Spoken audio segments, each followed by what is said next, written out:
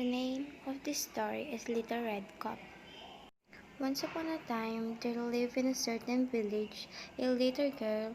This good woman had a little red cup made her grandmother. It suited the girl so extremely well that everybody called her Little Red Cup. One day, her mother, having made some cakes, said to her, "Go, my dear, and see how your grandmother is doing. Take her a cake and wine." Little Red Cap set out immediately to go to her grandmother, who lived in another village. As she was going through the wood, she met with a wolf. He asked her where she was going. The poor child, who did not know that it was dangerous to stay and talk to the wolf, said to him, "I am going to see my grandmother and carry her a cake and wine from my mother." "Does she live far off?" said the wolf. "It is beyond that mill you see there, at the first house in the village," said the little girl. "Well, and I go and see her too." Meanwhile, the wolf ran straight to her grandmother's house and knocked at the door.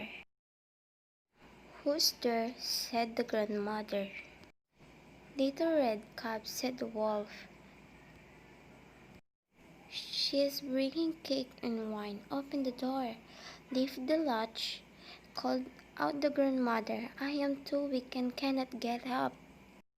The wolf lifted the latch, the door sprung open, and without saying a word he went straight to the grandmother's bed and devoured her. Then he put on her clothes, dressed himself in her cap, laid himself in the bed, and drew the curtains. Little Red Cap, however, had been running about picking flowers, and when she had gathered so many that she could carry no more, she remembered her grandmother and set out on her way to her. She was surprised to find the cottage door standing open, and when she went into the room she had such a strange feeling that she said to herself, "Oh dear, how uneasy I feel today and the other times. I like being with grandmother so much." She called out "Good morning," but received no answer. She went to the bed and drew back the curtains.